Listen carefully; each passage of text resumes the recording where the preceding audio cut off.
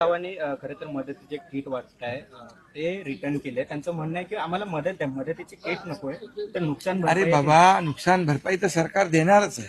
पण आता काही लोक इथं म्हणाले की बाबा आमचं सगळंच गेलंय वाहून, भांडी कुंडी गेले, कपडे गेले, अन्नधान्य गेलं, सगळं गेलं, राशन गेलं.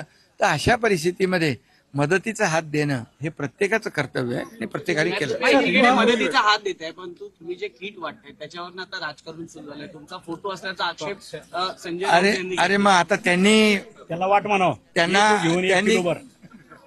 संजय राऊतला म्हणावं, 1 किलो धान्य आण, माझ्या शेतकऱ्याच्या बांधावर जा, त्याला दे, कमीत कमी एक बाटली पाणी तरी दे, मी तुझं कौतुक करतो.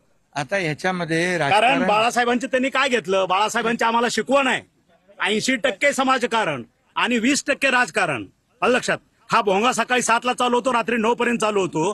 त्याला फक्त उणिवा काढणं. पण शेतकऱ्याच्या बांधावर जाऊन आज त्यांचा एक पदाधिकारी कुठल्या शेतकऱ्याच्या बांधावर गेलेला दिसतो का? 1 किलो धान्य कुणाच्या घरात जाऊन त्यांचा आसरू पुसायचं काम केलंय का? बहु आज करत नाहीत.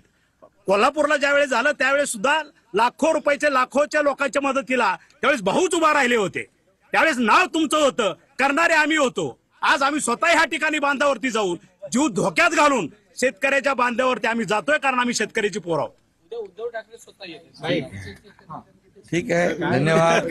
याच्यामध्ये एकच आहे माझं म्हणणं की कोणी राजकारण करू नये.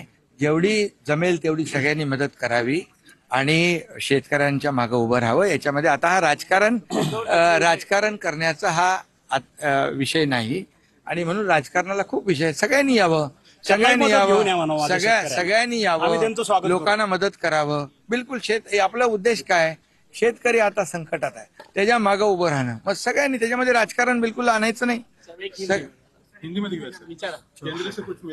यहाँ पर परांडा तहसील में बहुत बड़ा नुकसान हुआ है। जिलाधिकारी से बात करने के बाद यहाँ पर 90,000 हेक्टेयर का नुकसान हुआ है। बहुत बड़ी मात्रा में नुकसान हुआ है। यहाँ पर हम देखा है कि सब लोगों ने यहाँ जो हालत जो है वो किसानों का जो पीक